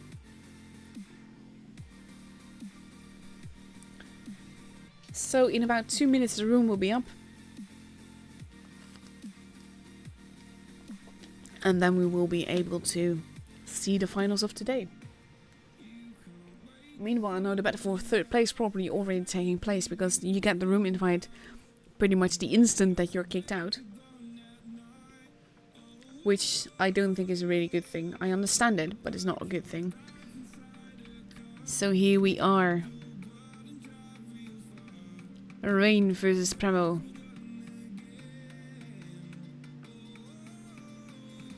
And I believe that Rolling Storm is currently streaming as well. So he should pop up there. And we see all of Primal present. Rain not so much. But we still have 4.5 minutes left to go. So that's plenty of time. And we are going to Vineyards. So let me just call that up for you. Vineyards look like this. 3 bases. A and B close to their respective spawns. C in the city, more to the back than this actually shows. Lots of lines of fire into every base. And I love that there's places where you can actually decap base B and decap base A, depending on where you are. Rain now coming in steadily. Basically, I prefer to just always grab the base that is closest to my spawn and then work from there, because by then you have an inkling of where the enemy is and where you can be without getting shot to hell. But again, this is tournament games, so you have team games, so it works quite differently. So that is Vineyards. Let me take that away from you, so that it's not blocking your map. And we still have 3.5 minutes left to go. I don't see Brian yet. I thought he was streaming as well. Not sure what he's doing. He still has time though. But we see Primal that has... Oh my god. I'm sort of hoping this isn't a serious lineup, but I wouldn't be surprised if it is. Because we see 6 T22 mediums on Primal's side and 1 Death Star. So that is definitely a very interesting lineup. Very new meta. And it could potentially work out really well on Vineyards. Because you don't even have to do a YOLO rush with this. You can make it work.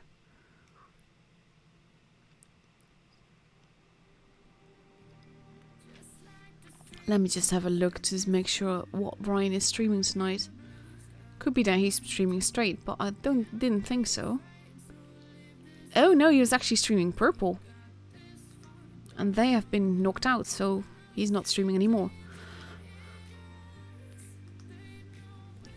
But this is definitely a match to remember. And we now see a somewhat more, potentially more serious lineup appearing on Primal's side. I could have seen them do it though.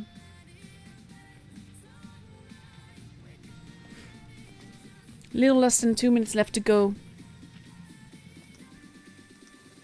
And then we are going into the game for the first game of the finals.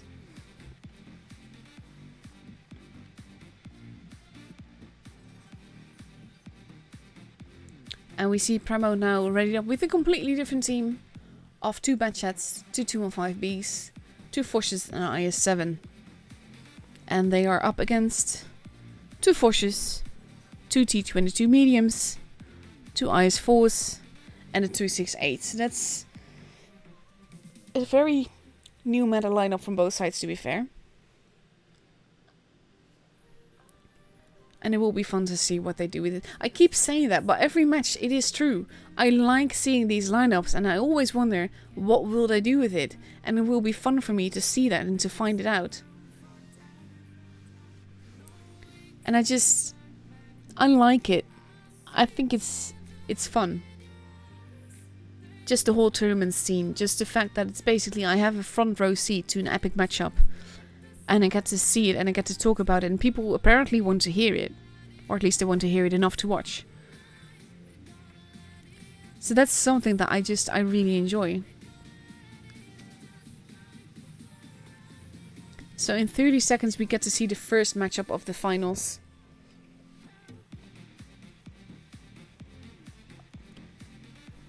With these Foch-rich lineups. Stream delay is 5 minutes. And you will hear this in 5 minutes. So that kind of confirms it. But here we go, we entered the countdown clock, we are ready to go into the match. And here we go.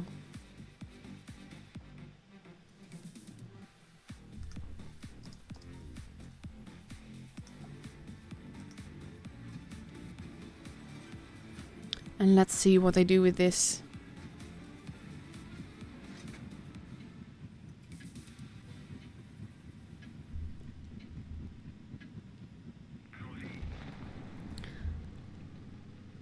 And we see the T-22s heading towards base B. Batchat's on the other side doing the same thing. Primal a bit more spread out. Heading towards the town as well as to the middle. Base A is not quite being left alone, but the Foch has already been spotted before even going in there. Ghost has not though. Base B has been spotted. Ooh, Cora already taking hits. Snowfox taking a hit. Nike has been spotted, but he's not taking any damage for it. And TJ is heading into the ruins at the back.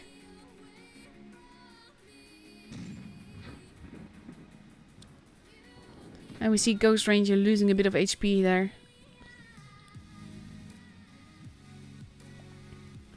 The Batchats and Cora moving out of the way. Unspotted, but we saw a blind shot going on.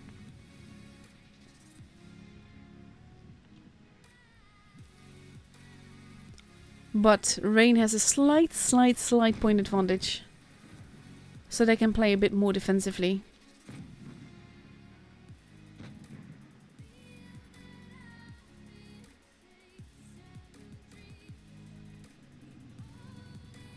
I find it so funny. Someone just explained in the chat that there's a 5-minute delay on Rolling Swarm. There's a 5-minute delay on my stream as well.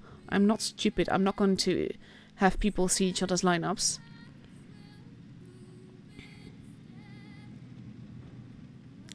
Oh, TJ just took a massive hit there. By the looks of it from Ghost. And Ghost has been spotted. So they're moving around in the Batchat. Primal haven't taken the second base, so now they have the point advantage and they have the base advantage.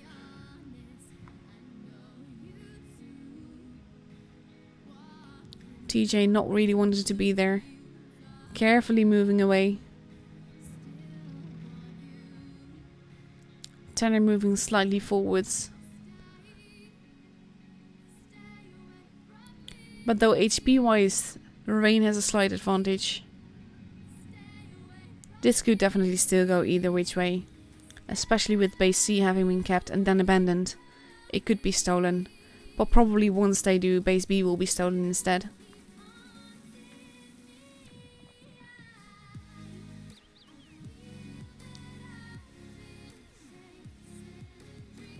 So basically no one is spotting the tanks that are heading across the back there.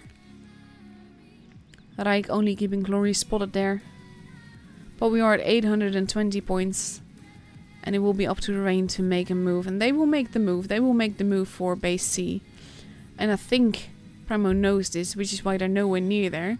And which is why they're rushing into B right now. Which is a very cheeky thing to do. But they are getting away with it and they are expecting the Rain to be at C.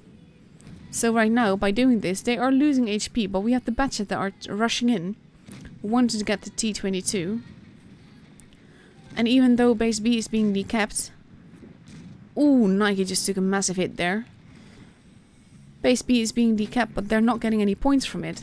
So Prime is losing quite a bit of HP, but TJ is almost gone. There goes Snow Fox, but we are 930 points. Hated Fate just lost a ton of HP as well. TJ is almost gone. but not before Tanner is gone. And we are 935, but Primal lost 2 guns. And if they played a little bit more defensively, it could have been different. But now we are 965. And all Primal has to do is stay alive. Primal losing quite a bit of HP, but we are at 1k points. And Primal has it. Primal has this game. And what a close one that was. It was absolutely brilliantly anticipated from Primal that Rain would go into the ceiling like that, capping their base by just stealing base B, keeping them from getting points from it. And they didn't really even have to do that.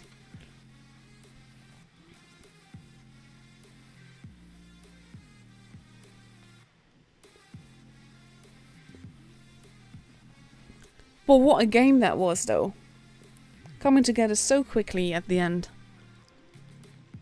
So we have a minute and a half left for the second match of the finals on Vineyards.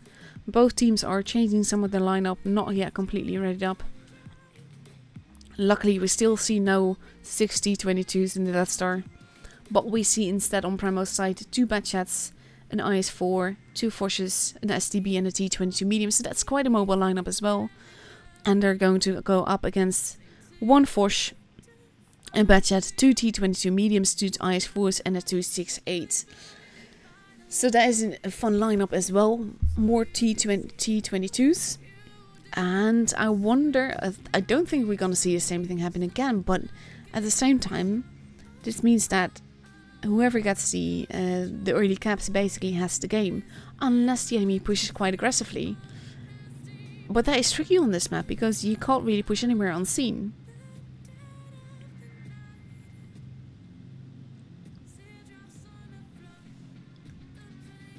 Death Machine USA calling all the shots. So in 20 seconds we got to see the second match for this finals. I saw in the meantime that Rolling Swarm has joined us with watching. Sorry to see your stream cut short. I would have loved to see you in the finals as well. Commentating with / against each other.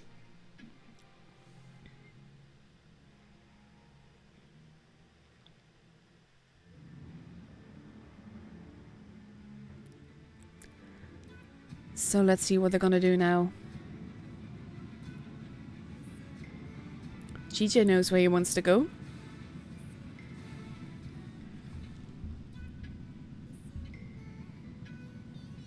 But I think that the fact that they kept base C and then it was just abandoned for so long, it made all the difference. And we see Afro Panda heading towards the middle, not even to base A. TJ and Nike heading towards the ruins, and they're going to meet a potential STB there and a Batchat. Batchat heading on over straight away, taking quite heavy damage, not even that heavy as expected, but taking big damage here. That is just a complete YOLO Batchat really, and he's just lucky to even somehow survive. How did he survive that? He didn't, never mind that. And Nike already losing a ton of HP as well. Tanner moving in. Moving out straight away as well. We have Reich in the T-22. Nike almost gone. TJ taking hits. There goes Nike. And they're already 3 guns behind now. It will be very, very, very difficult for Rain to pull this back towards them, if they are even able to do that. Ooh, Core just got deleted. Glory now in a tricky position, getting crossfired. Tanner losing a lot of HP, but Glory losing more HP because he can't really angle himself towards anyone right now. Big hit into Hated Fate. Big hit back into Enzyme. Glory almost gone. Tanner almost gone as well. Reich moving in to protect Tanner. There goes Hated Fate. Tanner still alive, running away. There goes Glory. Tanner still alive somehow. And Watea just got taken out. And Can't Be Shu is now the only one left alive on Rain's side. And that was over way more quickly than I would have liked or thought it would go. Not a rem kill for the Batchat, but he does get the kill. That was definitely a very cheeky game. And that Batchat in the beginning, that is what literally cost them the game. It set them behind so fast. But that is the end of it. And that means that Primal took it home today. And have by far the more cups of everyone. And let's see what happened between Straight and GP. Straight took it home. So Straight is third. Straight managed to kick themselves into the top 8. So that's definitely kudos to them. And that is basically it for tonight. For all the games that we have. And that means that I'm going to bid you all a good night. Thank you all for the games. Thank you all for watching. Thank you the teams for the lovely gameplay. And I just want to make one shameless plug. I'm actually wanting to get to 5k subs before my birthday, which is in a little less than 2 weeks. And if I do get that before then, I will hold a very massive giveaway. So subscribe please, and hopefully I'll see you again. For this week it will be fairly quiet, but next week everything is going down with the professionals. And there will be streams on Saturday, Sunday, and then Tuesday, Wednesday, Thursday, and Saturday and Sunday again. So definitely a ton of streams happening, all from multiple YouTubers. I have to add, because I'm streaming a lot. I know that Brian is streaming a lot, and we also have Rip that is starting to stream then. And PK on Blitz is also streaming, so that's a lot of streams. And from then on you can also get stuff for watching the streams, so watch this, the streams through the portal. It means that you can't chat, but it will mean that you get 1 crate every half hour. And if they made it like they did last time, if you have all 4 streams or 3 or however many streams playing, you get double or triple or quadruple the stuff. And then you just have to remember to mute the ones that you don't want to hear, and just keep watching the ones that you actually want to see. But it will give you free stuff, so it might be worth it. So I'll just give you that to take with you. And like I said, I'm going to bed now. Thank you all for watching. Thank you all for the gameplay. It was a very quick finals. And it was lovely to see what happening here. So I think that we now have Primal and Rain and Pincer. Also Rain, Purple, Von and Straight that have gone through to the professionals. So kudos to that. Have a good night all, and I'll see you all next week. Good night.